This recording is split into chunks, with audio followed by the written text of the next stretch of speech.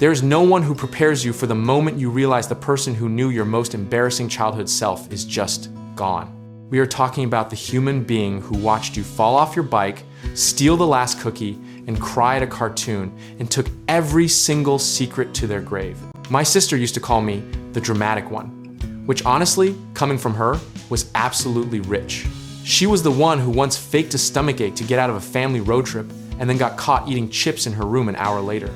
But here is the thing about siblings. They are your first witness, your first rival, and somehow your first safe place, all wrapped into one very annoying person. The day that person disappears, something structural collapses in you, like a wall you never knew was load-bearing just quietly gave way. Grief researchers call sibling loss the forgotten grief, because the world tends to orbit around parents and partners when someone dies, leaving brothers and sisters in a strange, invisible mourning lane. You are expected to be strong for your parents, present for the funeral arrangements, and somehow functional at work by Tuesday. What nobody tells you is that you do not just lose the person. You lose the only other eyewitness to your entire origin story. The one who remembered the exact shade of the living room carpet in the house you grew up in, the smell of Saturday mornings, and the particular way your father laughed at his own jokes before anyone else did. My brother and I once got into a full, screaming argument about who had eaten the last of the cereal, and it escalated as sibling fights beautifully do into a referendum on who was actually loved more by our parents. We did not speak for 2 whole days, which in kid years is basically a decade of Cold War diplomacy.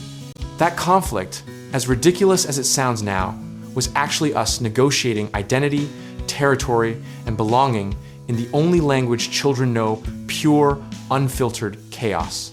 And losing a sibling means losing the one person who not only remembers those battles, but also holds the proof that you survived them together.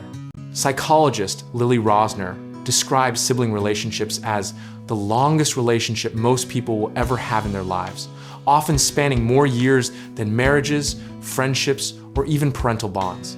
That statistic lands differently when you are standing in a bedroom that still smells like someone who is no longer coming back.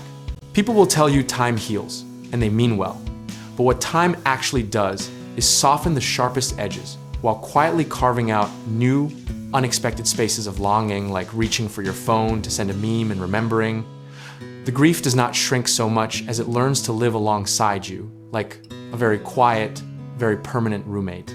Here is what grief counselors and surviving siblings consistently report. The memories you thought were trivial become the ones that matter most. Not the holidays or the milestones, but the Wednesday afternoon you both watched terrible television and laughed until someone cried. There is a psychological concept called assumptive world theory, which says we live by invisible assumptions about how the world works, and losing a sibling obliterates one of the deepest ones, the assumption that someone who has always been there simply will always be there. Rebuilding that sense of safety is not a quick process, and no inspirational quote on social media is going to shortcut it for you. What actually helps, and this is backed by both research and the lived experience of grievers worldwide, is the deliberate, almost stubborn act of storytelling. Telling the embarrassing stories, the fight stories, the absurd stories, keeping their voice alive in rooms they can no longer physically enter. The families that navigate sibling loss with the most resilience are not the ones who grieve perfectly or move on quickly. They are the ones who build what therapists call a continuing bond, weaving the lost person into ongoing family life through ritual, humor, and honest memory. Your sibling does not have to be present to still be part of the conversation at the dinner table. There is something quietly profound about realizing that your shared history did not end, it just stopped being added to. You are now the sole archivist of 2-person memories, and that is both a responsibility and, in a strange way, an extraordinary gift. So if you are in this grief right now, here is the practical and deeply human advice worth holding. Do not rush the healing timeline. Do not let anyone minimize the specific weight of this particular loss. And absolutely do not let the embarrassing stories die with them. Write them down, say them out loud, laugh when you are ready, and cry when you are not, because both are just love with nowhere else to go. Discipline here is not emotional suppression. It is the patient consistent act of honoring someone by refusing to let their memory flatten into just a photo on a shelf. The size of how you carry them matters far more than the performance of how composed you appear while doing it.